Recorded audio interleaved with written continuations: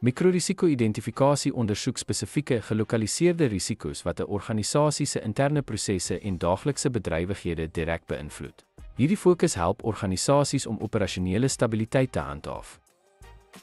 Mikrorisiko's is dikwels intern soos werknemersomset, prosesondoeltreffendheid en toerustingversaking. Hierdie risiko's is tipies binne 'n organisasie se beheer en kan met getekende intervensies bestuur word.